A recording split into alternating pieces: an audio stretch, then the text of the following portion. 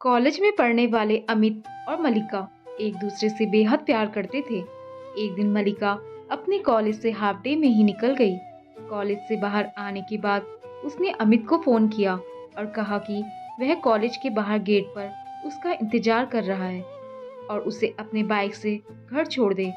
अमित ने मलिका से कहा, ओके, मैं 5 मिनट में आता हूँ, तुम वेट करो।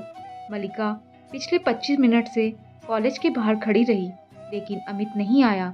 गुस्से से लाल मलिका ने देखा कि पूरे 30 मिनट बाद अमित बाइक लेकर उसके पास आया। मलिका ने कहा, अब क्यों आए हो? चले जाओ यहाँ से, मैं खुद चली जाऊंगी। अमित ने मुस्कुराते हुए कहा, अच्छा चलो भी अब, आई एम सॉरी। अमित ने सॉरी बोला तो मलिका बस थोड़ा मुस्कुराई और उसके बाइक पर बैठ गई। लेकिन मलिका अब नोटिस करने लगी थी कि अमित अक्सर उससे किसी भी गलती को लेकर बस सॉरी बोल देता है, उससे आगे ज़्यादा नहीं बोलता। मलिका ने यह भी नोटिस किया था कि अमित ऐसा किसी भी एक्सप्लेनेशन से बचने के लिए करता है, उसके किसी भी गलती के लिए उसे ज़्यादा एक्सप्लेन ना करना पड़े, इसलिए अमित फट से सॉरी बोल देता था, जबकि अमित ऐसा पहले कभी नहीं करता था। अमित और मलिका के बीच ऐसा बहुत दिनों तक चला। अब तो मलिका भी अमित के इन सॉरी से तंग आ चुकी थी। वह सोचती थी कि आई एम सॉरी बोल देने से सब कुछ ठीक नहीं हो जाता, लेकिन अमित शायद यह बात समझने के लिए तैयार नहीं था। मलिका ने काफ़ी कोशिश की अमित को समझाने की, पर वह नहीं समझा। आखिरकार मलिका ने फैसला कर लिया कि वह इस रिलेशनशिप को ख़त्म कर देगी, क्योंकि मलिका का मानना था कि एक लव रिलेशनशिप सिर्फ एक सॉरी से नहीं चलता। मलिका ने अमित का फ़ोन ही उठाना बंद कर दिया था। इस बात को 2 महीने बीत चुके थे, लेकिन मलिका अमित से इतना प्यार करती थी कि वह उसे भुला नहीं पाई। फिर एक दिन मलिका अमित से मिलने के लिए उसके कॉलेज के बाहर उसका इंतजार करती रही, जहां उसे पता चला कि अमित 1 महीने से कॉलेज नहीं आया। मलिका घबरा गई। उसने अमित को फ़ोन लगाया तो उसका नंबर भी बंद आ रहा था। घबराई हुई मलिका अमित के बेस्ट फ्रेंड के पास गई। वहाँ उसे पता चला कि अमित पिछले 1 महीने से हॉस्पिटल में है।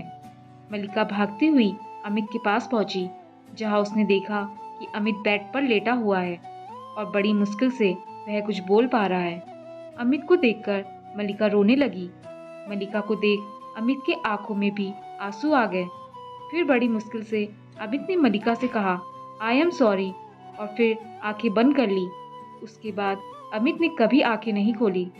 कुछ दिनों बाद अमित की माँ उसके कुछ लेटर लेकर मलिका के पास आई। लेटर में लिखा था, मेरी प्यारी मलिका, बार बार तुम्हें सॉरी बोलना मुझे भी अच्छा नहीं लगता।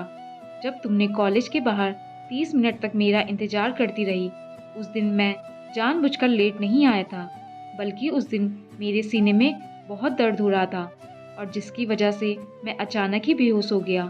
और जैसे ही मुझे होश आया, मैं तुम्हारे पास आ पहुंचा। उस दिन मैंने तुम्हें इसलिए कुछ नहीं बताया क्योंकि मुझे पता था तुम टेंशन में आ जाओगी। उसके बाद भी जब जब मैंने तुम्हें सॉरी बोला, उसके पीछे भी वजह वही थी। मेरे दिल में होल है और इसका पता मुझे कुछ ही दिन पहले पता चला। मैं भी तुमसे बहुत प्यार करता हूँ और करता रहूँगा।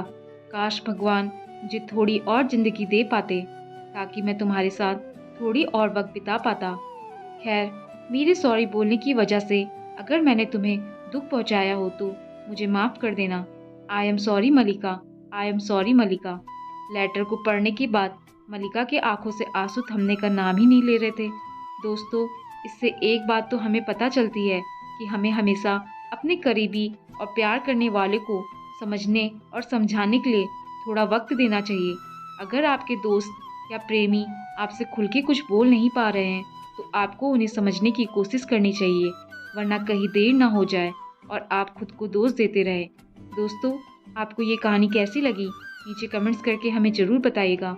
अगर आपको ये कहानी पसंद आई हो तो अपने दोस्तों के साथ ज़रूर शेयर करें और ऐसी ही प्यारी कहानियाँ सुनने के लिए हमारे चैनल को सब्सक्राइब करके बेल आइकन को ऑल पे सेट करना ना भूलें। धन्यवाद।